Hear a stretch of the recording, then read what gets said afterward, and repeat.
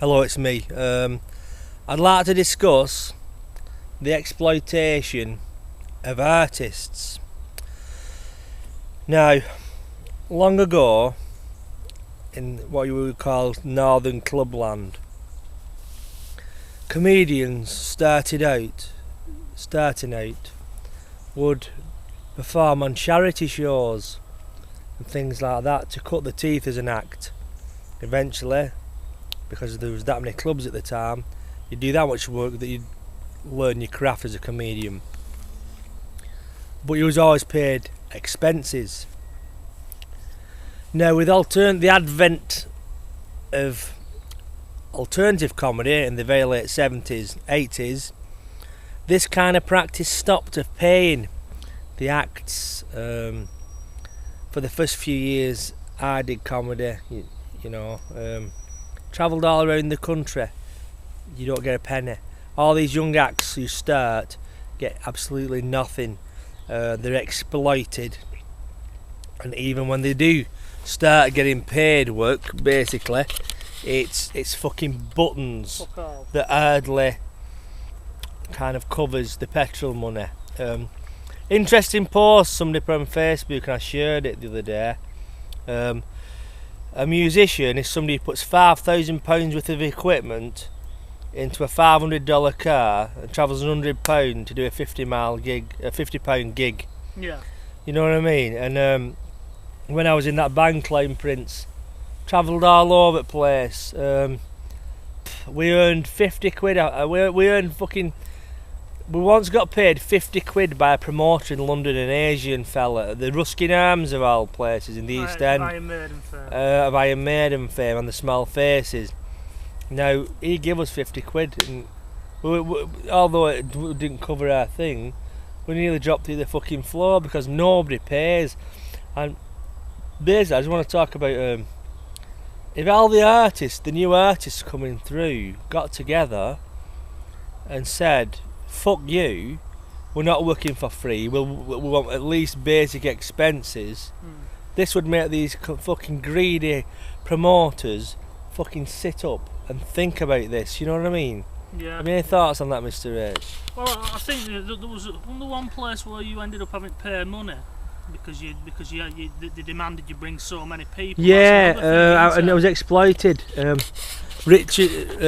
Richard Sharrabank Promotions, an horrible cunt in Manchester called Richard Lynch. Now, I was doing music with Rick Green at that time, and Rick Green cancelled this gig, and because I cancelled, this Sharrabank demanded I pay him, I think it was 70 quid, or I'd never work it again in Manchester.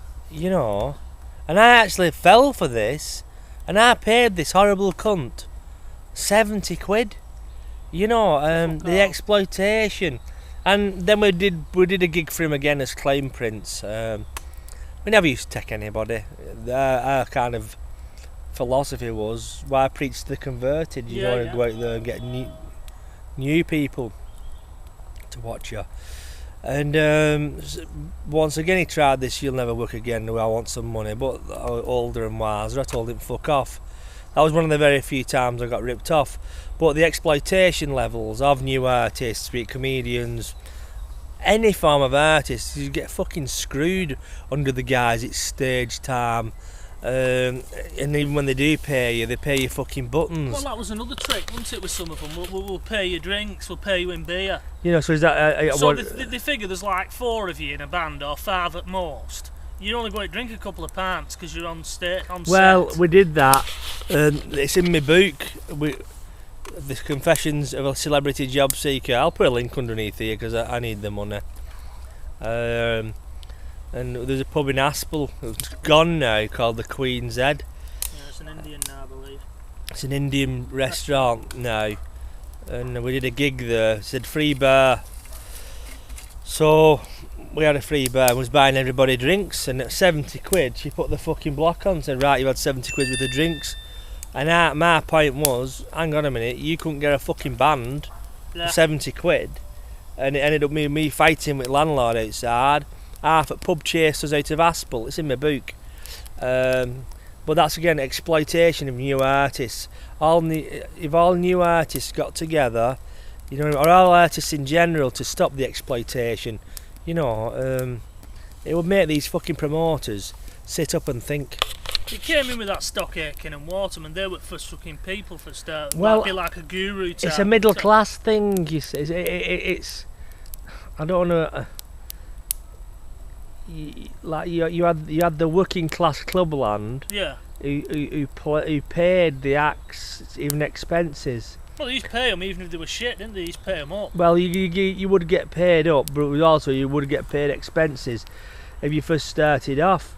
Now it changed and it became more business-like. But these cunts who let you perform for free on a professional night, they're charging 16 and 20 quid on the door. You know what I mean? So and you're performing for free. You know what I mean? And it's fucking bang out of order. And that's the way in. Compliance again.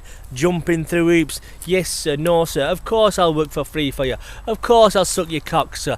Of course I'll clean your shed out, sir. Please just give me that chance, sir. And that's, you know what I mean. And if you turn around and like me and say fuck you, you're out in the wilderness. You know what I mean? There's plenty more though, Jimmy. You know, pardon the pun, out in the wilderness. You know what I mean? But see what you did there, mate. You know, but that's it really. The exploitation of acts.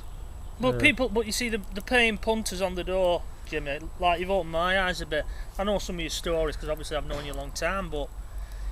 You don't know if you're a paying punter, you take it. Oh, they're being fair with that band up there. Well, no, they don't know whether you're on 50 quid, 2 grand.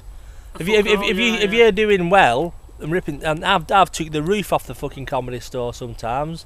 Yeah. And then you get fucking for nothing, and then somebody might think, oh, I bet he's on 5 grand. He's on 500. They don't know what you're on, but they I should imagine they assume you're getting paid. And there you go, that's showbiz, I suppose. Any closing thoughts, Mr. H? It reminds me of a story of there used to be a fella round Ince, and he used to be an undertaker. Anyway, he went a bit fucking potter. We carried on turning up at the place where he used to be, and they used to have him lugging gravestones about for a fucking packet of fags. Really, yeah? Yeah.